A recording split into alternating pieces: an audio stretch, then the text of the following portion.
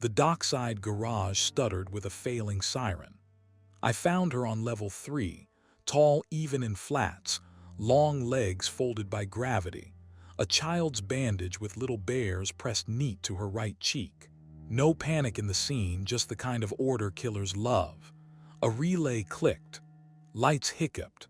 I crouched, cool skin, recent death, a whisper of oyster-colored thread on her coat hem, and an angle-torn corner of cardboard by her heel. Kid care patches, bare mix. The rest of the package was gone. Measure twice, a man's voice said behind me, close enough to move the hairs along my ear. A hard shove sent me into the pay station. Quarters rattled like teeth. Footsteps skimmed the ramp. I saw a baseball cap smear across the elevator's mirror, then nothing. I called it in. While the dispatcher asked for the usual, the elevator slid open and gave me my reflection and a second bandage with bears, centered on the mirror like a label. He'd waited here, breathing calm, arranging cheer on glass. My name's Jack Mercer. I hunt people who think they're tidy.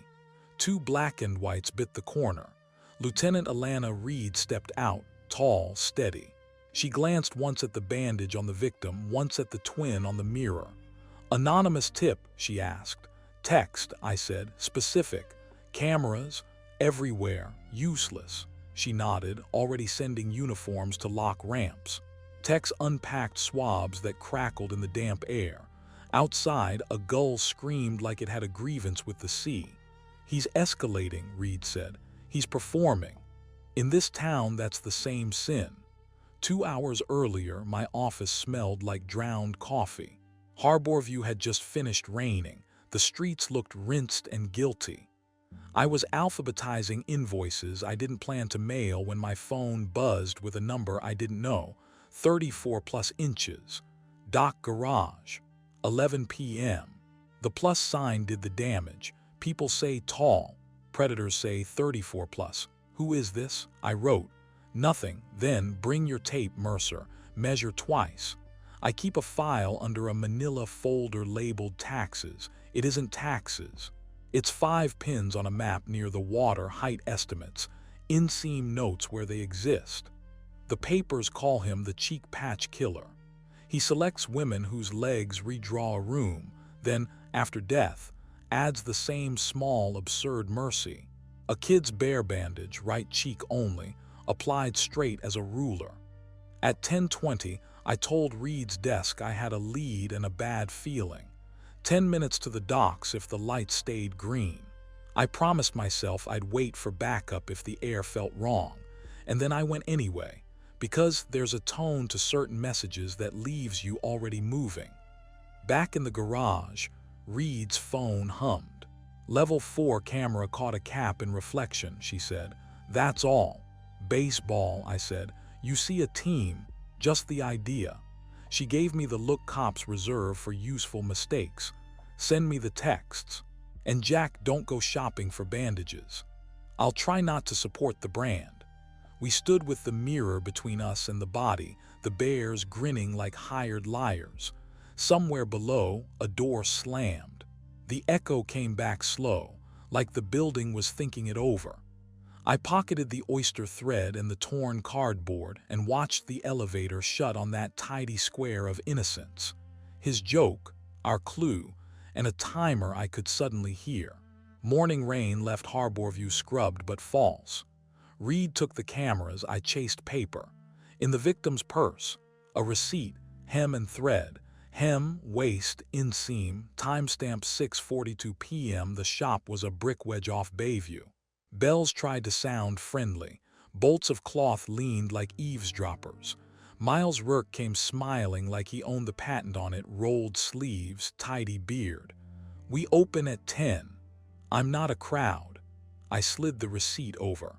She was here. His eyes flinched, then behaved. "We see a lot of clients. Tall ones lately." I tapped inseam. He folded the slip too carefully. "Fit is a lifestyle here, Mr. Mercer." A young woman paused behind a rack. Dark hair knotted, tape around her neck like a stethoscope. "Juno," Miles said, "Tuesday Ledger." Juno Hale moved as if taught not to creak. She opened a black binder, names, numbers, notes on stride and rise. A felt-tip star at 36 plus. A clipped swatch stitched with oyster thread. "House color?" I asked. "Neutral," she said, even voice, steady eyes. "You remember her?" I gave the name. Miles stayed blank. Juno's lashes clicked. "She didn't want her hem to talk," Juno said. "Asked where to get bandages with bears for a blister. We sent her across the street, Harbor Pharmacy." "Back room?" I asked. Miles sighed the way merchants do when decency is expensive. He led me to the sewing space. Machines in a row, chalk lines on trousers, blue painter's tape marking a pocket. On the corkboard, a torn runway photo, endless legs, and a single cartoon bear bandage stuck like a joke. "You decorate with first aid," I said. "Customer left it," Juno said, ghosting past to a steamer. Miles peeled the bear off with 2 fingers and binned it. "We tailor clothes, Mr. Mercer, not narratives." I palmed a whisper of oyster lint from the table and kept it. Harbor Pharmacy sat on the corner, aisles squared like a sermon. Tessa Cole, mid-30s, calm jaw. She glanced at my pie card. "Cops already grabbed video. I'm here for memory, yesterday bear mix. We stock it." She produced a box, tapped the SKU. "Dancers love the soft edges." "Do you remember her?" I gave the name. "Tall, black coat. Bought water, gum, the bears." A blink. "She was kind. I hate when the kind ones," she let it go. "Anyone watching?" "Maybe boyfriend energy in the window, cap. Or I imagined him because you asked." She frowned at herself. "One thing, someone bought 3 boxes cash this week. Bearded, no cap, big hands." Back on Bayview, the wind tasted like steel. Across the glass, I watched Miles sell confidence to a nervous groom. Juno pinned a hem with 4 exact bites, all evenly spaced as if distance were a creed. My phone buzzed, same unknown number. "She likes heels." No time, no place, just the shove. I texted Reed the bullet points. "Shop, ledger, oyster thread, pharmacy, bulk purchase," the new message. Then I sat in my car and watched the window's reflection turn the shop into a split image. Miles counting, Juno marking. 3 doors, 3 keys. Miles who counts, Juno who marks, Tessa who stocks. One of them was a hallway, one was the room, and one, if my read was off, was the exit the killer preferred. Patterns sell themselves if you let them talk. I spread the 5 files across my desk and drew 3 lines they all shared. Height that read as length. Recent alterations within 6 blocks of the waterfront. Nighttime paths through places with easy shadows and lazy cameras. Reed texted 2 frames from last night. Level 4 elevator chrome catching a cap's brim. A partial of a forearm. Bare, pale, no ink, faint line where a watch had lived. Not much. Enough to say he liked routine more than costume. I walked the route from hem and thread to the garage the victim used. 10 minutes at her pace, less at mine. In the gutter outside the alley, a dime of glossy paper winked, corner of a bare mix insert, the little paw border still smiling. I bagged it. A block later at a crosswalk, a fine thread rode the breeze and snagged my cuff. Oyster again. I started to hate the color. Back in the shop, I asked Miles by phone for Tuesday's log for insurance, and he emailed a PDF so quickly it had to be ready-made. Names, numbers, measurements, paid stamps. One entry glowed wrong. Client. Ren A/inseam 36/address, 415 Mercer Lot. Mercer Lot is a joke locals tell, an empty patch of blacktop that never grew into anything. No one lives there. The note read rush. I sent Reed the page. Reply came fast. "We'll pull any city cams near the lot. Don't touch it." Reasonable advice I ignored in a reasonable way. I only looked. The lot smelled like rain and burnt sugar from a food truck 2 blocks over. A chain-link fence threw a diamond net over nothing. On the far side, at perfect sightline to the dance studio's front door, Someone had taped a rectangle of cardboard to a post and then torn it down. The tape ghost remained 2 straight scars. In the gravel below, a paper circle from a price gun, not for bandages, for clothing flattened by tires. So he'd scouted from here, watched long legs spill from class, timed their exits against the city's light cycles. Across the street, the studio vomited music every hour on the hour. Women in warm-ups and soft shoes drifted out laughing, even in November. A red-haired instructor locked the door and stretched her calves on the curb. My skin did its cold electricity trick. I moved on before my face turned into a warning. I took the pharmacy again at a different hour. Tessa's eyes were heavier but steadier. "We ran out of bear mix," she said before I could ask. "Back-ordered till Friday.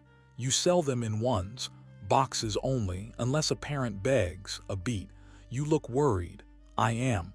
"Then take this." She slid a single bear bandage across the counter like a confession. "For when you need to see one without seeing one." On my way out, a small boy in a dinosaur hoodie pointed at my hands. "That's for boo-boos," he said. "Yeah," I said. "I know." In the afternoon, someone knocked the glass at my office and didn't wait. When I opened the door, Harborview's air came in with a sweetness I didn't trust. On the outside of the pane, centered at eye level, a fresh bear bandage beamed up at me. Brown cartoon face, bright eyes, adhesive perfect. He'd pressed it with a cloth. No prints, just the soft signature of someone who loves straightness. I left it there long enough to photograph the placement from 3 angles, then peeled it with a razor and slid it into an envelope. Under it, ghost glue wrote a pale square I could feel with my palm. On my desk, the single bandage from Tessa sat like a brother to it. Reed came by with coffee and a look that asked if I was sleeping. "We got the lot," she said, setting the cup down without sitting. 2 cars in and out, both ride shares, both clean. Whoever planted that fake client used feet. "Or a friend," I said. "Someone who lives close enough to blend. Your 3 doors.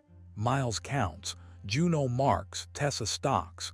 If the killer shops, he shops where she works. If he sows where they do. If he scouts from the lot. That fake entry, Renee, isn't a person, it's a bird tapped on a window." Reed stared out at the harbor. "You're going to stand there all night, aren't you?" "I like birds." She didn't smile. "We'll put an unmarked near the studio. Quiet." By dusk, the wind pulled the flag straight and left teeth in the air. I took a bench half a block from the empty lot and watched the dance door throw out silhouettes. Long lines, long strides, the city's favorite geometry. A bus sighed, a truck downshifted. Somewhere above me, a neon sign buzzed into its evening self. My phone buzzed too. Same number. "Mercer, can you tell the tall ones from the tall enough?" I typed "meet me." The dots danced, died, and then. 36 is clean. 35.5 is noise. Tonight we cut noise. Ren at 9.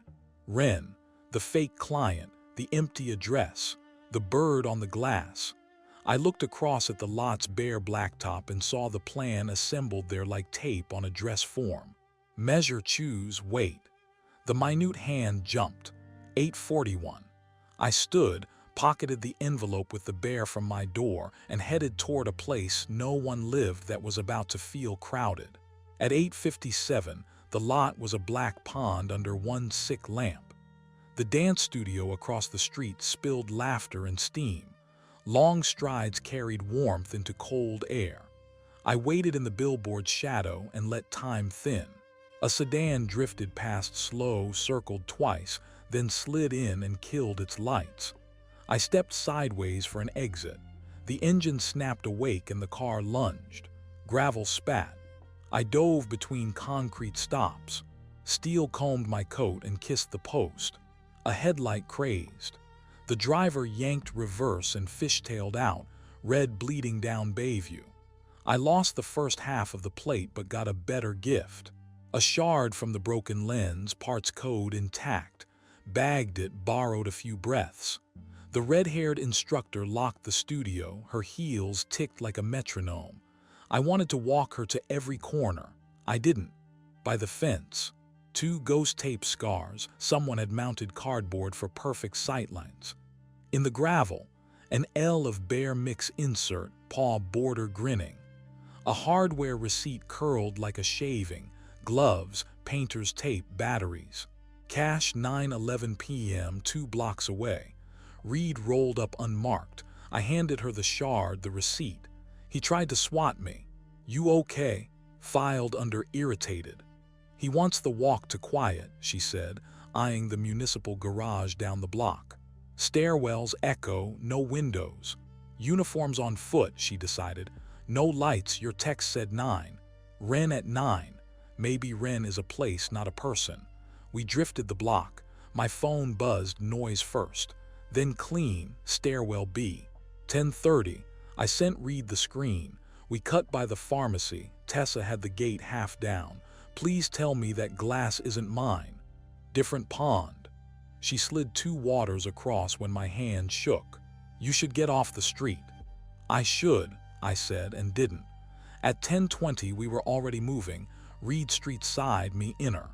Stairwell B's steel door had been encouraged with a wedge of cardboard. Inside, damp concrete, bulbs the color of old bones.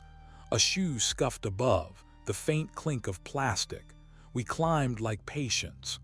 On the first landing, a bare bandage sat ready on the rail, adhesive dusted. He wanted fingerprints. I photographed it and left it. Top landing, the level 3 door propped with a bottle cap. The deck looked empty, clean lanes, blue arrows, the city's pretend order. A woman's long shadow cut a pillar. "Harborview PD," Reed called. "Hands." The shadow kept its poise. We edged forward. The woman was a torn poster, legs taped to the pillar. Below, a square of cleaner concrete the size of a cheek. Adhesive had kissed and gone. Rehearsal on walls. A relay clicked. The elevator chimed, doors parting on an empty car. Dead center on the mirror, a bright, stupid bear. My phone buzzed, measure twice. "We're learning," you and I tires roared. The broken headlight sedan flashed past the opening and spiraled down. Reed ran for the stairs, radio up. I started after and stopped. A pale hair by the threshold, long, fine, curved like a hook. Bagged. We didn't catch the car. We caught a silhouette. City stills hit Reed's phone. Miles Rourke on the sidewalk near the lot, clean profile, talking to a second figure cut by glare. Not a cap. Hair pulled back. Something looped at the wrist like tape. The pixels smeared, but posture said what resolution wouldn't. Someone who marks. "Juno," I said. Reed didn't answer. The ramp handed our echo back, thin and late. We stood in that stale hum and let the lesson settle. He scouts where legs are plenty, rehearses with paper, drives like he means it, and leaves cheer where a face should be. I texted the bullet points to Reed's detail. Shard code, partial plate, hardware receipt, stairwell bait, hair stills. She typed back, "Hold the stairwell." We seed level 2 and 4. I nodded at a camera that wouldn't nod back and watched the mirror close on the bear's smile, his favorite joke, my least favorite clock. Morning put a clean shirt on a dirty week. Reed ran the shard code. Mid-2000 sedan, 3 colors, too many plates. Not useless, not helpful. I asked Miles for a clean export for insurance. He emailed a PDF inside a minute, too fast to be bespoke. One hidden tab waited behind the front sheet. Private fit notes. Codes read like a catechism. L36C, L35N, L34. Legend at the bottom. L equals legs, number equals inseam. C equals clean, N equals noise. A column called walk listed where clients like to go after fittings. Dock, studio, ferry stairs. "Where'd you get walk paths?" I put him on speaker. "Follow-up calls," he said, voice light as starch. "We care how clothes live. You care about legs. Clothes start at the ground," he said and hung up. I forwarded the file to Reed. Intent or cover. Either way it sings, she texted back. From the coffee shop across Bayview, I watched hem and thread breathe. At noon, Juno left with a canvas tote and slid into Harbor Pharmacy. I let 2 minutes settle, followed. Tessa clocked both of us and decided not to know us. Juno paid cash for 2 items, one I couldn't see, one I could, a ring of cheap zip ties. When she left, Tessa's shoulders fell. "What was the first item?" I asked. Tessa stared at laminate until it felt like permission. "Bare mix," she said. 2 boxes, we were out, I found a pair in back. "Cash, fast hands," she said. "Don't make me regret it." Outside, wind put a lean on Harborview. Juno paused at a trash can, tore the outer plastic, slid 1 box deep, tucked the other in her tote. She checked her phone, fixed her hair with a motion rehearsed for mirrors. A loop of measuring tape rode her wrist like a bracelet. At 2, I called Miles with bait. "Client wants a rush on a 36, show me your speed." "Come at 6, he said, alibi hour. I spent the gap in city records. Permits listed 2 employees, Rurk, owner, Hale, assistant. A small fashion blog showed Juno in profile, hair back, caption, "The quiet architect." The picture respected her hands. 6 on the dot, the bells chimed. Miles turned the salesman wattage to 11. "Mr. Mercer, see the craft." He guided me to the machines without touching me, a groomer's trick. Under a candid lamp, Juno fed oyster thread through a singer. Stitches landed like measured rain. The corkboard that had hosted a runway photo and a bare bandage was clean. Blank square where sun hadn't faded, no charm pinned. On a tablet, Miles let me glimpse the same code columns, even scrolled to walk. Doc/studio/ferry. We fit lives, not just pants. "And Ren?" I asked. "Your Tuesday ghost client." "Birds are inspiration," he said. Juno's hands paused 1 breath, then ran on. I drifted, pretended to admire stitch density, and took a quiet photo of the table. In the chalk dust and thread ends sat a perfect clean square in the wood, exactly bare mix size. My phone lit. Read. In place. Tall decoy at 7:30. Keep them talking. Then the unknown number. Noise is a kindness. Clean is a gift. 7:45. Stairwell B. I typed "meet me in the light" and got 1 dot, then nothing. At 7:10, Juno packed the tote, pins, small scissors, something wrapped in brown paper, and told Miles she'd dropped the men's. He nodded without looking. A nervous groom swallowed buttons in a mirror. The bell chimed her out. I let a minute stretch, then followed. She didn't go to a mender. She angled for the municipal ramp at an easy pace, tape still looped like jewelry. Reeds unmarked drifted into a loading zone. Our decoy, Detective Alana Reed, under a long coat, peeled toward the studio doors, tall enough to register at distance. Plan was simple. Alana books a sham after-hours fitting. Units float level 2 and 4. I walk the block. Stairwell B gets eyes. I caught Juno at the pharmacy window. In the glass, we were 2 strangers who'd never trade names. She saw me in reflection and didn't spook. "Long day?" I asked. "Long is the point," she said, and kept walking. "Who taught you to measure twice?" "No one who's alive." No smile. "You shouldn't follow women at night, Mr. Mercer. It reads wrong." "So does buying bears when the town's out." She paused just long enough to prove she'd heard, then stepped into the ramp's concrete breath and vanished. I texted, "Juno inbound." Stairwell B, 7:30, 7:45. Read. Copy. The wind shifted. Studio music came like a muted heartbeat. In my pocket, the envelope with the bandage from my office made a quiet square against my palm. If I was right, tonight wasn't the kill. Tonight was the lesson before the test, the rehearsal of a gesture meant for a cheek that wouldn't be warm much longer. Stairwell B, breath damp and dust. At 7:32, read. Unit set. Decoy moving. I ghosted the inner route. Alana slipped into the service elevator that feeds hem and thread. The car hissed up. I took the stairs, counting landings like pins. Level 3 lights hiccuped. A relay clicked. The elevator thumped and went still between floors.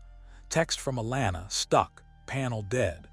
Then the unknown number, noise is over, clean begins. Footsteps, light, sure. Juno appeared with a canvas tote, measuring tape looped at her wrist like jewelry. She pressed the call button, listened at the seam of the doors, doctor to a chest. From the tote she drew a flat parcel, peeled it open. 2 bare mix boxes, nitrile gloves. No tools, she didn't need any. I stepped out. Evening, Juno.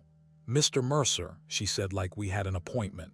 She pulled on the gloves, smoothing each finger until they fit like intent. You're off your mark. Help me get Detective Reed out, I said. Then we'll talk about stickers. Taste, she said, setting a box on the rail. Not stickers. She lifted a single bare bandage with exact fingers. Miles edged in from the corridor, face milk white. Don't, he told me. You don't understand. I'm trying, I said. Why code women clean and noise? Clients are data, Miles said. Data makes fit, he faltered. Juno, I straighten, Juno said, eyes on the seam. He names things, I align them. Louder to the doors. Detective Reed, breathe easy. I'm breathing, Alana's voice came through metal, steady. Good, stillness helps. I shifted left. Juno clocked it without looking. Please don't make this ugly, Jack. It's already ugly. You buy bears when town's out. You tape sightlines to posts. You practice on walls. Practice is respect, she said. Cheeks are small. Symmetry forgives nothing. Why bears? They look back without accusing, and their edges don't bruise. A whisper in my earpiece. Units on 2 and 4. Hold, I needed her eyes. You measured me the first day. She flicked at my legs. 32, noise. Lucky me. The car twitched like a sleeper. Juno peeled the backing, the adhesive gleamed. Alana's cheek showed a narrow slice in the crack. Miles, I said, step between this and whatever you think happens next. He moved, then stalled near Juno, not touching. Complicit without courage. Control isn't care, I told Juno. Care is messy, she said. Control is mercy. And murder, correction. Heat touched my throat. They were alive. They had chosen wrong. I finished the line. The lights dimmed and held. Juno lifted the bare patch, palm open, a wafer offered. Detective, she said gently, turn your face. My phone buzzed, measure once now. Juno, don't, I said. She didn't look at me. Her hand moved straight, practiced toward that thin crescent of cheek. The elevator doors sighed a fraction wider as if the building wanted to watch. I stepped in. Miles clawed at my sleeve, useless. From below, the stairwell door banged. Radios crackled, tires bit concrete outside. None of it touched her. Juno's arm was a ruler. She pressed the bear forward. The moment stretched thin as thread. Juno's hand reached the gap steady, reverent. Then the elevator doors jolted wider from inside. Alana slammed her palm against the seam, forcing steel to bite glove. Juno hissed, dropped the patch. It floated once, stuck to the floor, bears smiling up at nobody. Reed burst from the stairwell with 2 uniforms behind her. Hands, the word cracked like thunder. Miles froze, Juno didn't. She spun, tried to bolt past me. I caught her wrist, glove slick, strength unreal for her size. She twisted once, twice, then stilled. For a heartbeat, she just looked at me, calm as math. It had to be even, she said. Not tonight. She smiled, the smallest correction of her life. Then it's wrong. Cuffs clicked. She didn't fight.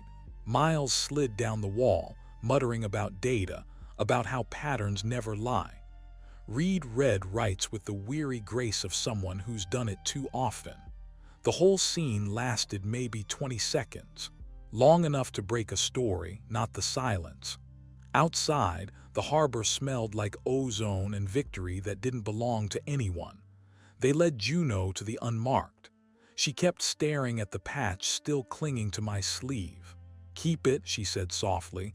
You'll measure something someday. I didn't answer. Reed closed the door on her and turned to me. She'd planned it down to the second. Miles fed her the client lists. He says he didn't know. He knew enough to hide, I said.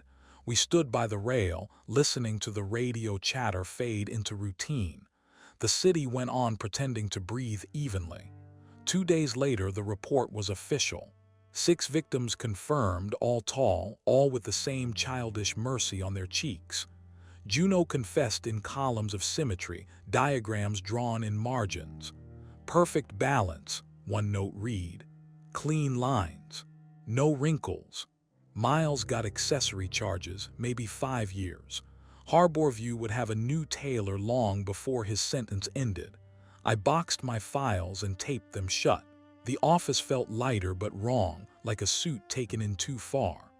On my desk lay the last patch I'd found, sealed in its plastic, bears still cheerful. I almost threw it out, then didn't. The phone rang, press probably. I let it die. From the window the docks glimmered, oily and patient. A gull screamed once, testing its echo. I turned off the light and watched the square of the city dissolve to gray. The case was over, but the rhythm stayed. Steps, stitches, inches, rules. Somewhere behind all that math, a pulse kept time. Some nights I still see her hand in the crack of the door, the bear in her palm, bright, stupid, perfectly centered. The city sleeps through it, forgiving everything except what's even.